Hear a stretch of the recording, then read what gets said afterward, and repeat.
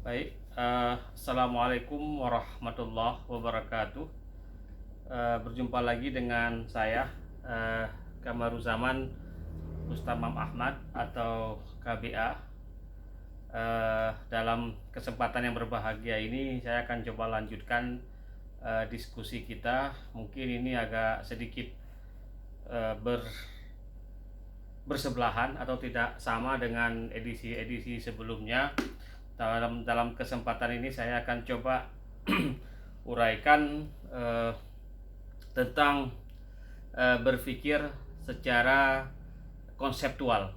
Jadi ini mungkin agak sedikit filosofis, tapi saya rasa ini sebuah hal yang cukup pragmatis dan harus dimiliki oleh setiap calon sarjana. Bagaimana dia membentuk eh, cara berpikir dalam diri mereka. Jadi ini mungkin agak sedikit, apalagi saya ulangi, berbeda dengan sebelumnya. Kenapa kajian ini saya sajikan pada kesempatan yang berbahagia ini?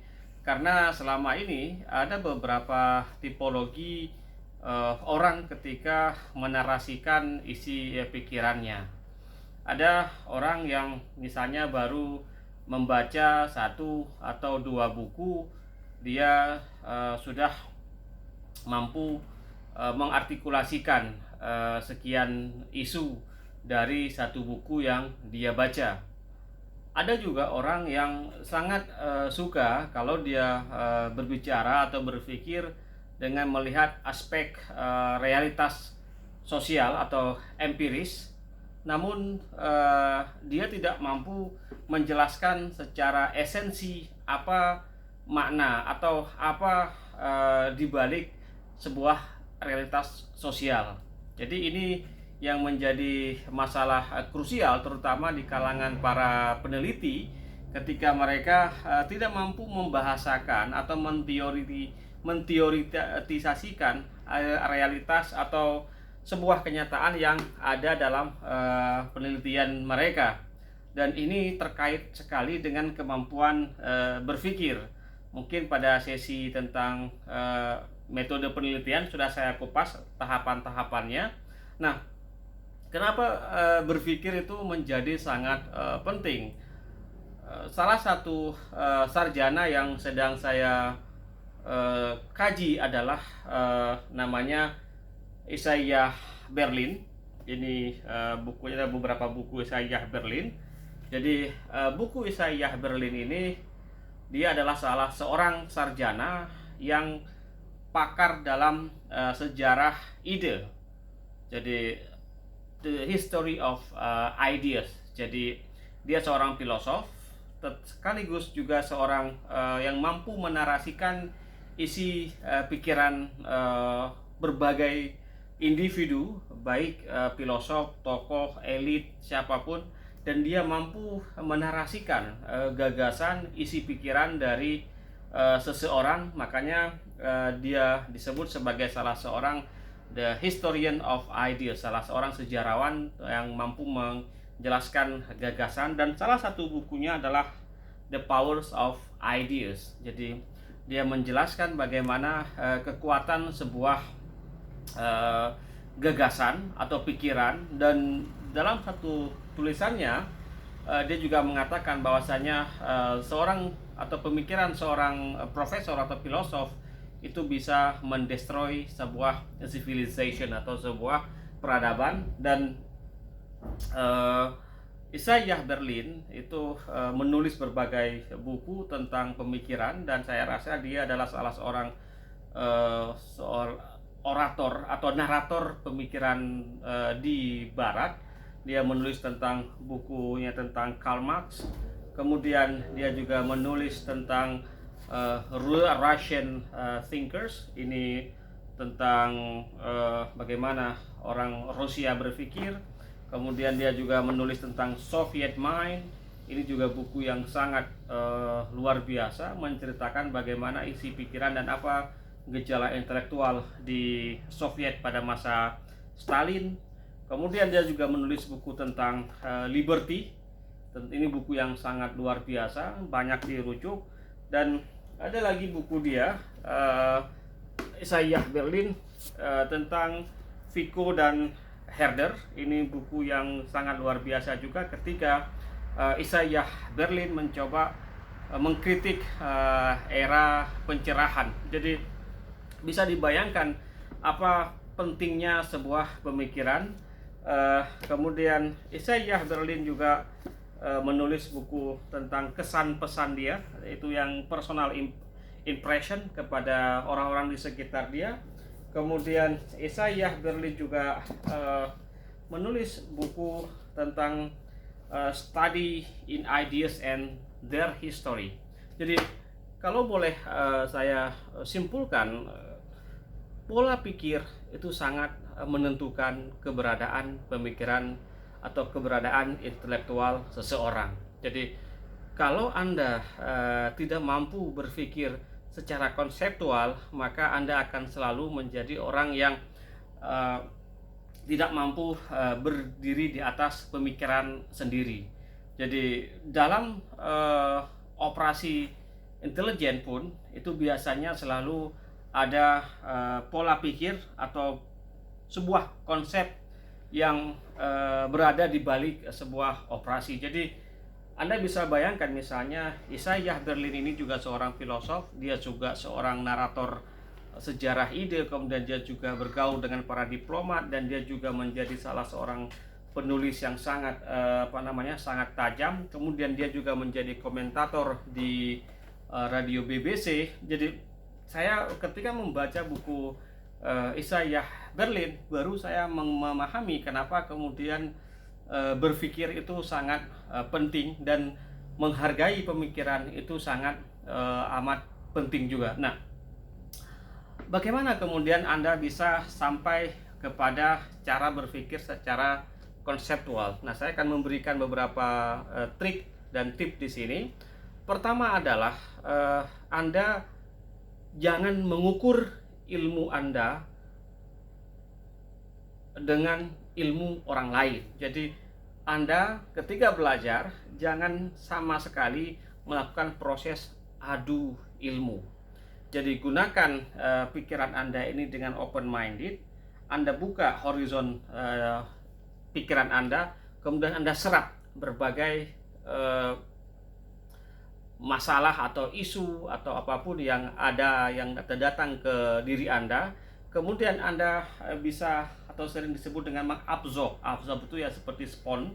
Jadi Anda mengabsorb berbagai informasi, data yang masuk kepada diri Anda, sekaligus Anda juga belajar bagaimana apa yang disebut dengan apa itu berpikir. Jadi membuka horizon itu sangat penting sekali. Jadi horizon berpikir Anda dibuka, tidak kemudian Anda ketika misalnya hanya membaca satu buku, hanya buku Isaiah Berlin misalnya, satu buku ini Anda menganggap sudah menguasai segala hal. Jadi meskipun saya membaca sekian buku misalnya di belakang saya tetap menganggap diri saya tidak tahu banyak hal. Bahkan semakin saya banyak membaca, itu semakin saya merasa tidak tahu apa-apa. Nah, dengan demikian informasi yang masuk dalam diri Anda itu akan tersimpan dalam memori di gudang pemikiran.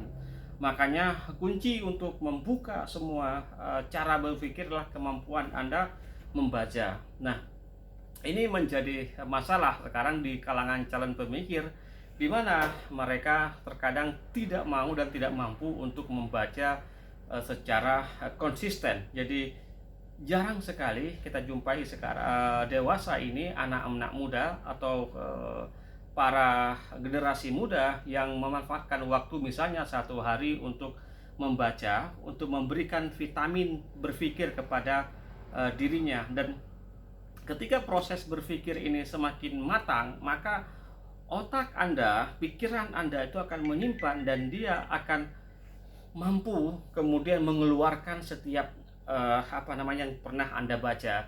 Jadi jangan pernah misalnya Anda membaca untuk mengisi pikiran Anda itu untuk Anda hafal, tetapi bacalah apapun, terutama buku-buku ilmiah, buku-buku non fiksi atau fiksi, kemudian Anda simpan dalam otak Anda, dan itu akan memberikan vitamin dalam diri Anda, dalam cara Anda berpikir. Nah, setelah itu supaya Anda bisa berpikir secara konseptual, belajarlah dan memahamilah, ya orang mengatakan dengan ilmu filsafat atau filsafat ilmu. Nah, ini penting juga buat adik-adik untuk belajar tentang filsafat ilmu, dan di sana Anda akan mempelajari bagaimana cara berpikir secara filosofis. Pengalaman pribadi saya sebenarnya tidak begitu paham tentang berpikir secara filosofis, tapi karena dulu saya S1 saya adalah perbandingan mazhab, perbandingan pemikiran, maka saya by training itu dilatih untuk membandingkan, melihat berbagai sisi secara holistik pemikiran-pemikiran yang ada di dalam ajaran Islam, kemudian melakukan proses komparasi, perbandingan, kemudian membuka sekian literatur untuk memahami sebuah masalah, sehingga itu tanpa saya sadari sebenarnya saya sedang berdialektika. Ketika saya membaca buku-buku filsafat belakangan ini, baru saya tahu ternyata untuk sampai kepada tahapan-tahapan cara berpikir ini memang kekuatan membaca dan bagaimana Anda mampu akrab dengan dunia literatur itu adalah salah satu kunci ketika Anda akan mampu untuk berpikir secara konseptual. Nah, yang selanjutnya adalah Anda tahu posisi Anda dalam rimba ilmu. Nah, ini yang sering orang, saya tidak bilang salah kaprah, tapi kadang-kadang memang salah kaprah. Jadi dia tidak tahu posisinya dalam rimba ilmu pengetahuan, sehingga terkadang apa yang ditulis oleh Isaiah Berlin ini tentang tentang kekuatan pikiran itu memperlihatkan bahwasanya kita perlu memahami sesuatu itu secara komprehensif dan mendalam. Jadi tidak kemudian MSI, master segala ilmu, jadi tahu semua tapi tidak pernah mendalami sesuatu itu secara mendalam. Jadi hari ini banyak orang tahu berbicara misalnya di media massa, dia hanya berbicara sesuai dengan suplai informasi yang diberikan kepada dia. Tetapi ketika kita melihat ada orang yang memiliki cara berpikir, memiliki konsep dalam menyampaikan ide dan gagasan, kita akan bisa membaca isi pikiran dia. Tetapi ada misalnya, saya tidak bilang contoh pejabat A, pejabat B, dia hanya berbicara secara datar, bahkan apa yang dia sampaikan itu sebenarnya dia juga heran kenapa orang mau mendengar isi pikiran dia. Bahkan dalam beberapa kesempatan kita melihat mereka memang jarang sekali mengupdate informasi, terutama bacaan-bacaan terkini.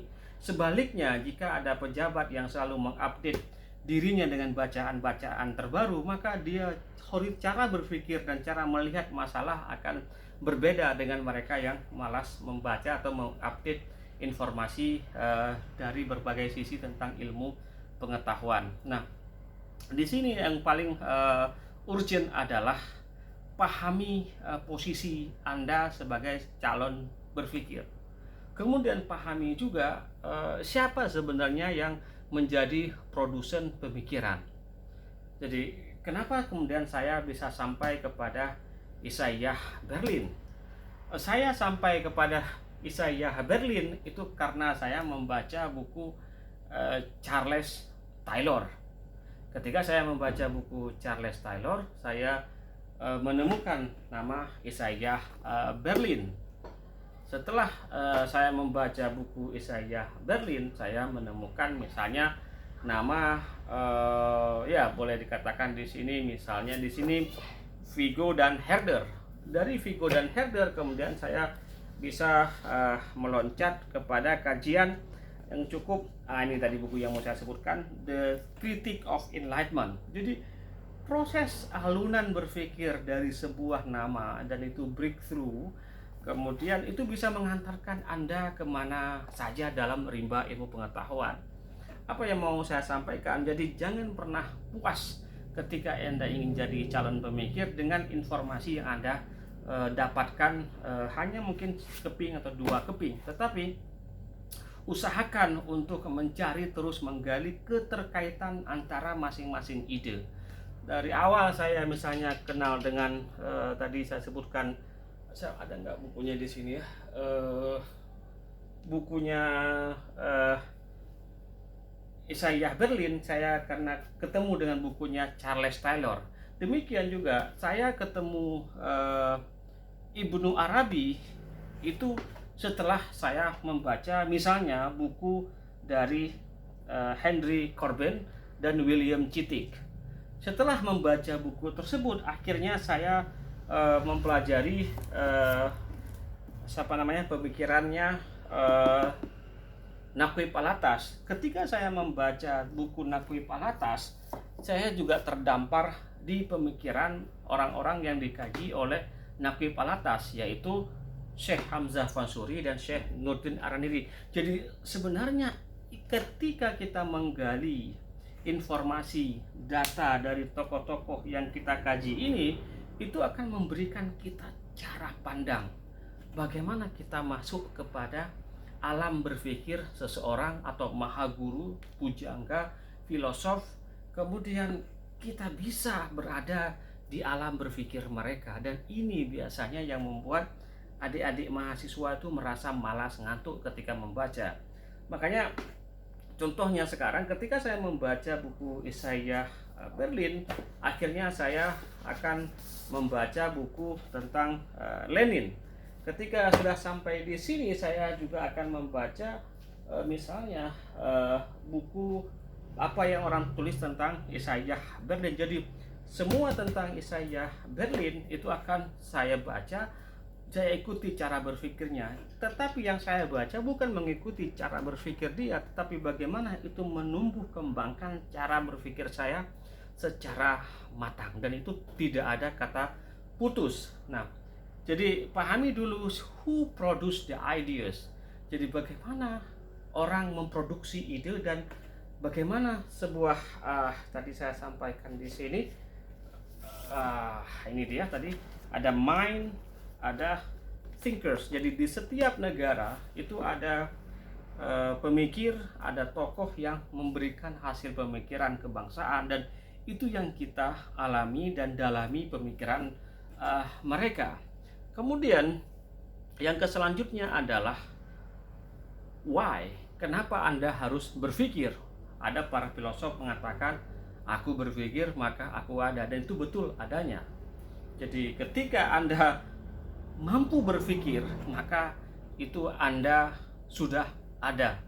Dan para filosof siang dan malam mereka mencari keberadaan ada, keakuan mereka, supaya mereka mampu untuk berpikir secara sistematis. Anda bayangkan mereka yang berpikir pada zaman dahulu, ratusan tahun, ribuan tahun yang lalu, mempengaruhi umat manusia, peradaban manusia hingga hari ini.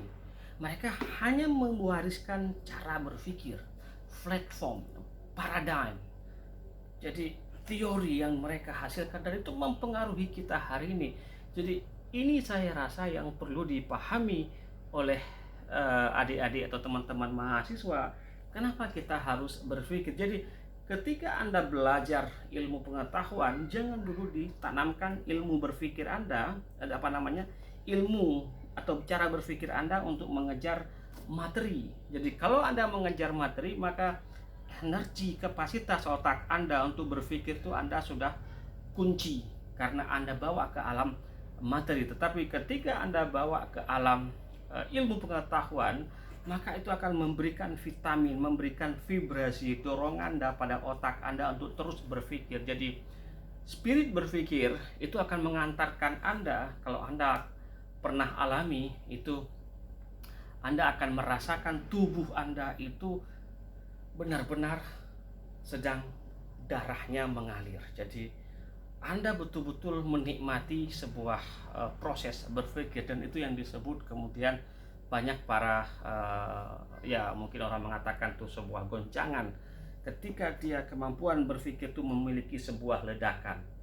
Jadi ketika sebuah pikiran itu mampu meledakkan sesuatu dan terjadi proses ledakan, dan itulah yang disebut dengan aku berpikir maka aku ada. Nah, jadi adik-adik, ketika Anda mau betul-betul istiqomah dalam dunia pemikiran, jadi cara berpikir secara konseptual ini Anda dalami, pelajari juga metodologi, pelajari juga filsafat, pelajari juga the genealogy of the ideas.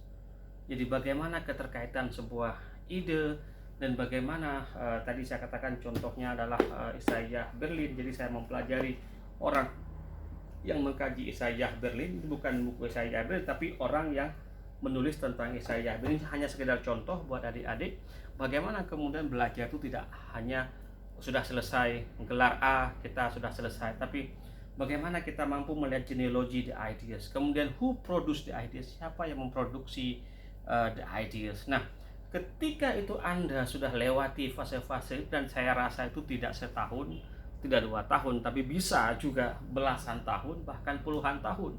Ada orang yang sudah doktor, profesor, tapi dia tidak memiliki cara berpikir yang utuh. Dia hanya berpikir, dia hanya mengandalkan ilmu pengetahuan ketika dia lulus S3 atau ketika dia selesai mendapatkan SK guru besar. Tidak sedikit kita lihat hari ini karena orang tersebut tidak mampu mengupgrade pengetahuan, tidak mampu terjun ke lapangan, tidak mampu lagi berpikir secara komprehensif. Akhirnya dia hanya seperti menggaruk-garuk ilmu seperti menggaruk urap. Jadi dia hanya menggaruk-garuk saja, tidak mampu kemudian bisa mendapatkan esensi dari cara dalam ilmu pengetahuan. Dan mereka kemudian kita bisa lihat ketika mereka menyampaikan ide baik dalam bahasa lisan maupun bahasa tulisan.